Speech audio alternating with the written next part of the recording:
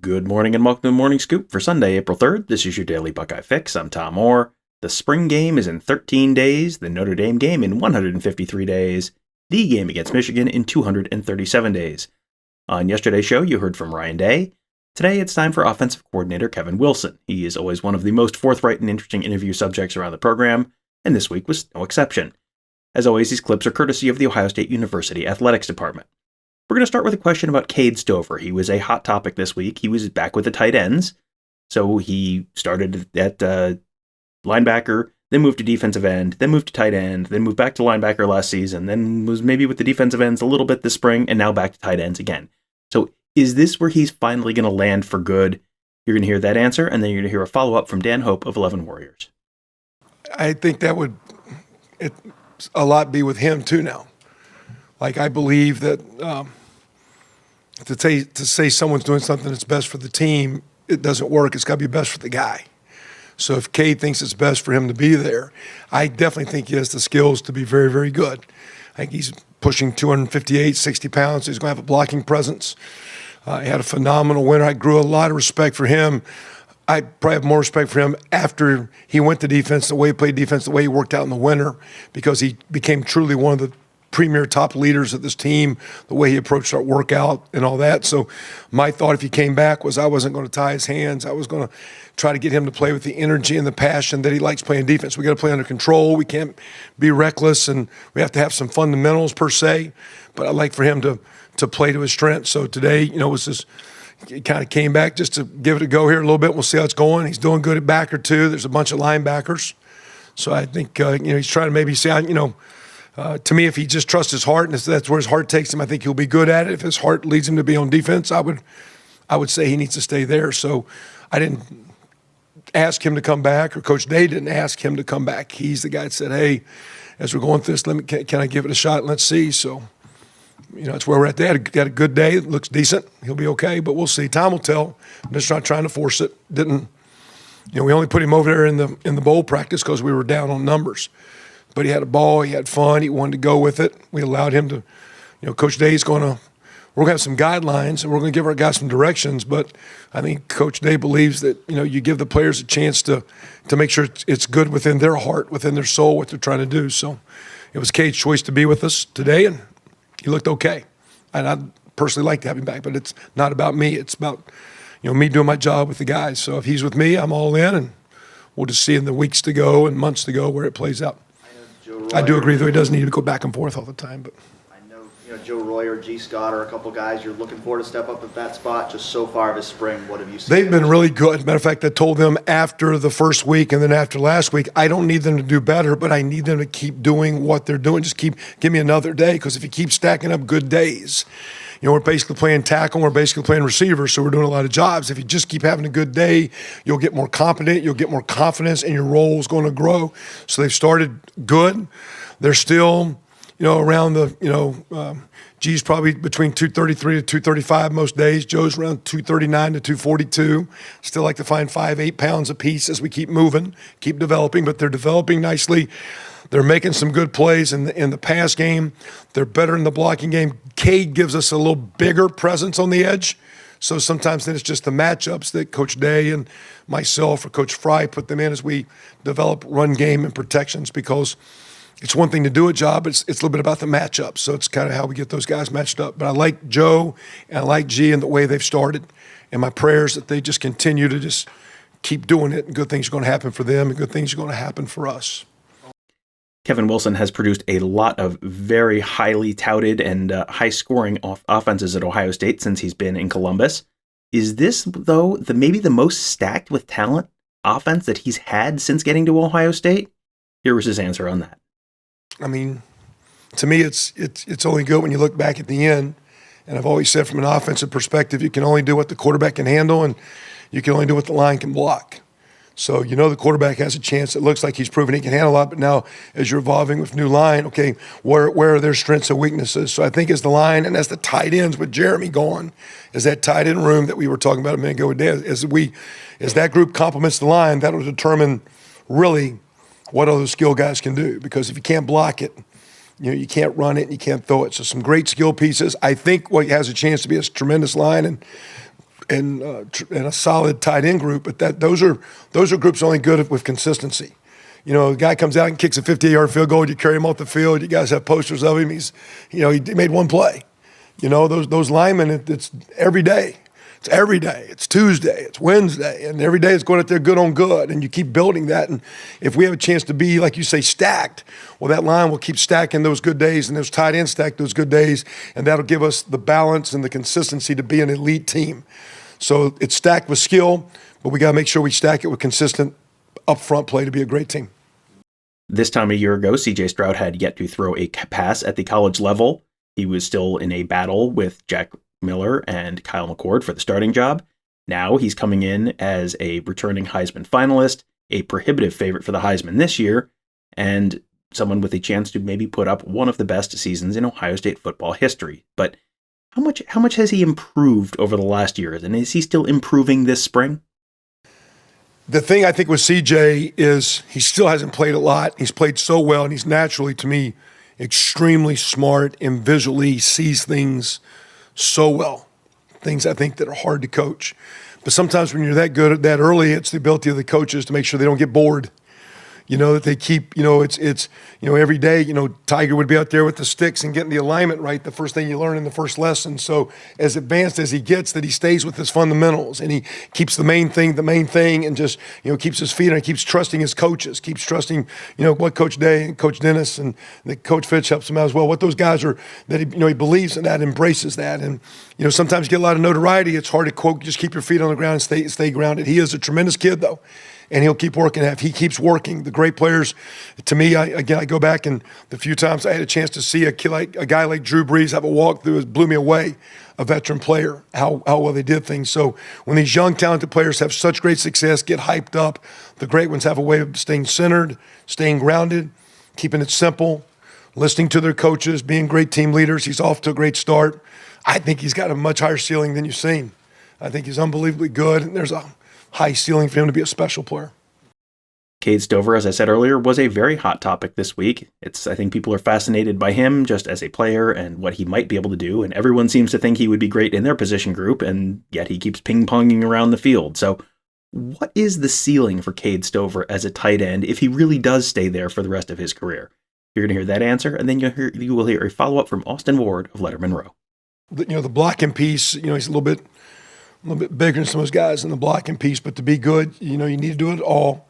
And to be good, what we'd like to do in time, we did a little bit better last year, I thought, with Mitch, was when Mitch was in, we played the strengths that fit him. And in time, we can, if we get some consistency with Cade and then with G and then with Joe, we can play to their consistency. They all are going to have to block. What are those blocking matchups? What's the structure of the defense? And then to be good as the receivers are, we still need to find ways to get them on the field and work them in the progression. But they have to earn the right, as Coach Day would say, to command the ball. You got to be out there every day and show CJ you're going to separate and get open. If not, it's going to somewhere else, or if not, we put someone else in that deal. So I see Mitch in time being that 21 wing, a little bit of tight end, but a little bit of a fullback moving around guy. I see Cade being a tight end that we'll see where the passing grows, which I think could grow high. And I really like the way Joe and G were coming, that are the little bit more athletic I can catch, but are coming in the blocking. G probably doing as well as any of those guys with block fundamentals. It's just getting stronger and consistency with that. So in a perfect world, you put them on the field, and if they go big, we spread them out. And you got guys that can get open. And if they go little, we got some bigger bodies, and you control the line of scrimmage and help the line. It's kind of like a basketball. To me, the tight end group's like a basketball unit. And it'd be nice if they were all 6'5", 6'6", and 260 or 70 and ran 4.4. But they're not. Typically, some guys block better, some guys run routes better. But when those guys get going and you put them on the field and you can move those parts around and you can take advantage of matchups, and that's what we're looking for, whether it be a blocking matchup or a route matchup.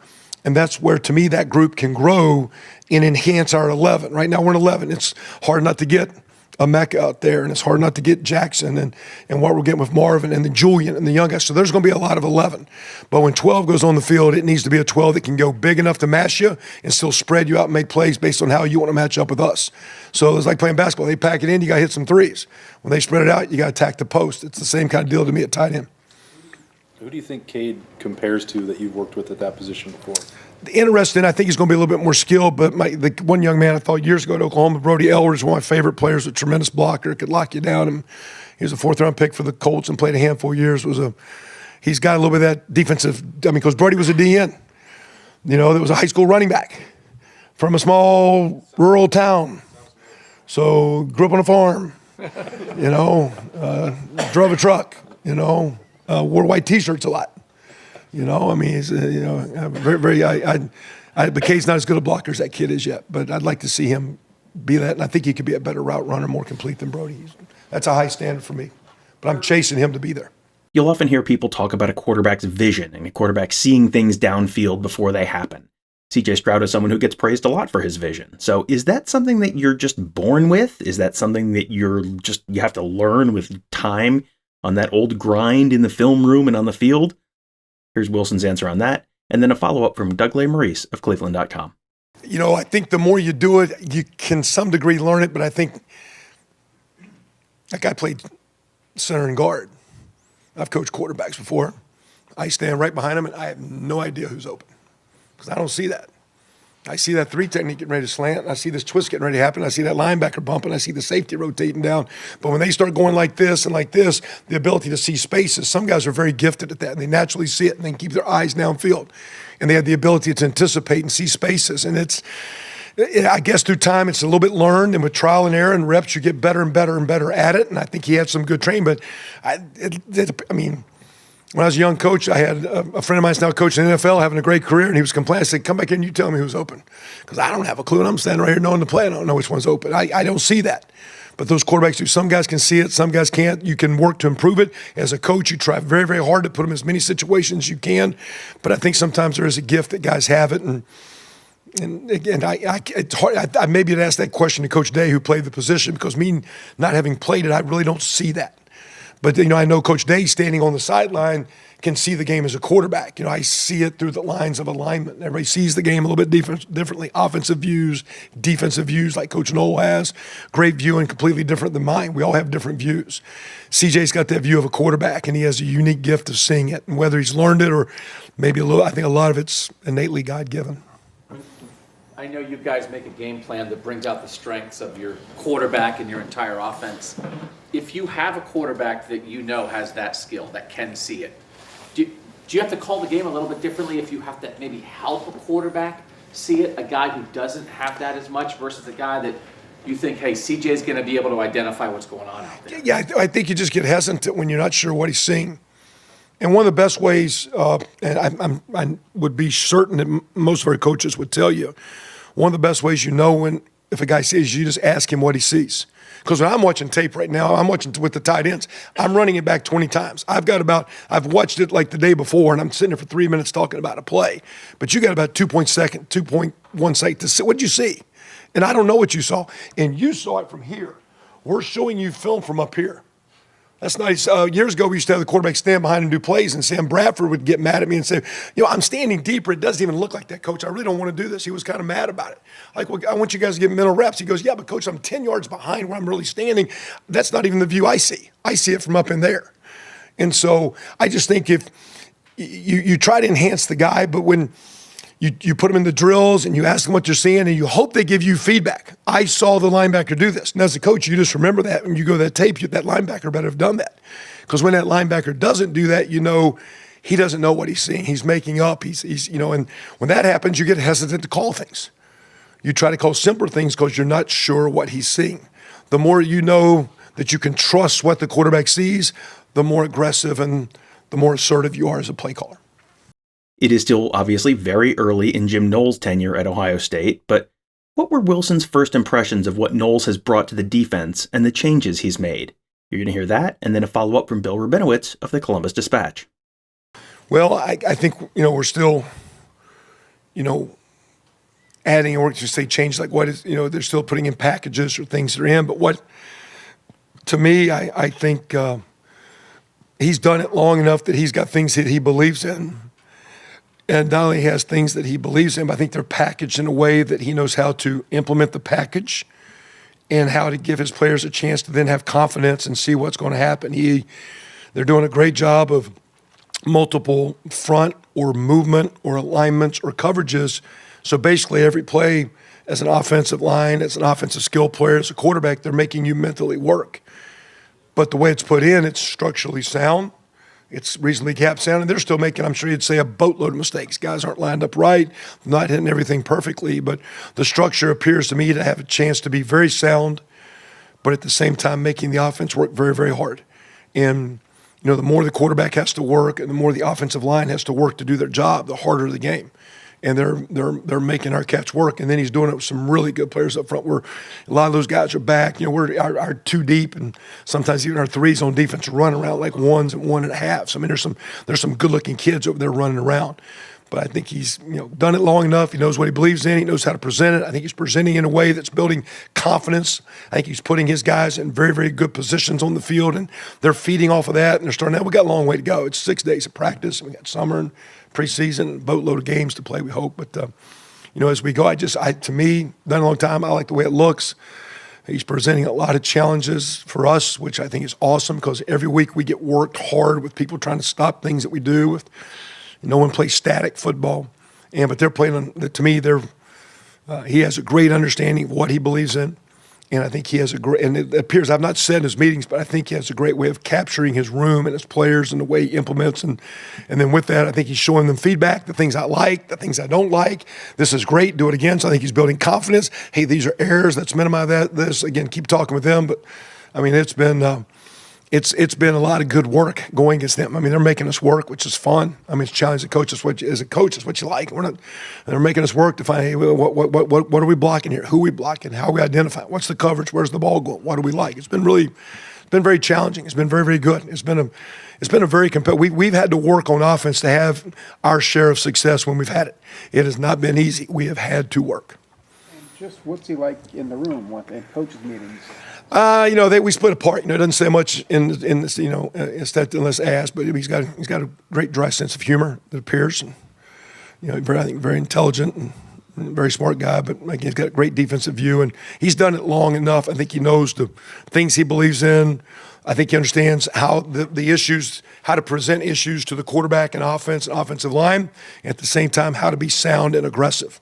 And they're getting after it. He's done a long time. He's a great coach.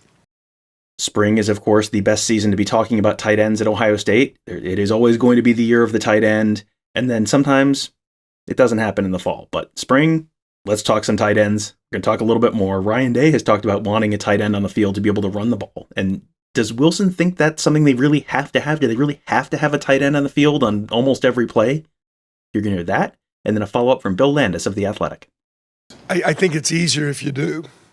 I think if you don't have a tight end that's really good, you get forced in. The quarterback has to be a part of reading or the art because the box can always get loaded. When the tight end's there, the box is going to get loaded, but it's loaded one gap wider. So there's just some more runs. So you can do some spread runs, but when the tight end's not involved, you get into a lot of quarterback-heavy run game where now he's got to be reading an extra defender, whether it be in the zone read or edge game or the quarterback bash and power read games, or then you get into the RPO game. So to hand it off sometimes when you have one or two tight ends, you widen the edges and you get a chance to get an A or a B gap run that doesn't have to be read all the time. And even practice, sometimes Coach Day would kind of look, say, hey, man, make sure when you script these plays, like I don't want a relief throw. I want to run it. And sometimes when you want to run it, you need to have that tight end presence or a 6 offensive lineman. And even you could put an offensive tackle in there and say, well, he's not going to run a route. Well, they still have to now cover the D gap because you have an A gap, center guard's A, B, C, and when you put a tight end out, now you have a D. You widen things 3, 4, 5 feet, whether you run to him or away from him, if that makes sense. So even if it needed to be an offensive lineman there, you can say, well, he's never going to run a route, but then they still have to cover down on that person. And that being said, to me, you can run the ball better. That's why in the NFL you don't see a lot of the spread run stuff because the quarterback's either got to run it or throw it all the time. You guys, it seems like you'll have a pretty nice group of receivers this year and a nice group of running backs. I know you've rotated 6 receivers in the past. You could have played 4 wide, 5 wide if you wanted to, but is it a philosophy of you and Ryan that we want a tight end out there because of all the things you just said? I just think to run the ball, unless Back when we had JT, you'd probably get a lot more 10 because he was a running type quarterback. Or back when, years ago when, I had Kustok at Northwestern or Coach had Tebow or those guys. You had running guys, and you could do the zone read or the quarterback run or the quarterback draw and all that, because you can, you can leave the tailback on the linebacker and the quarterback draw. It's not this, and CJ is a very adequate runner. He's also a great passer. We don't want to overdo that. I mean, he has been very, very capable of pulling the ball and running, and we'll still have him as a running threat, but he's not our lead running threat. He's a great thrower. We can easily throw the ball, but to me, when they know you're throwing, then your rush starts hurting because here comes, the pocket just collapsing on you. When you got the run game and you can play action and you can move the pocket and have the quick little play action passes or the shots off of that, there's a lot of good offense. So, we're always going to be pretty good in the drop back game. We're always going to have, it looks like, because Brian's going to continue to develop and recruit great receivers. But I think to be the offense we need to be, that line and tight ends make it off the chart good or make us talented, but maybe have some hiccups along the way.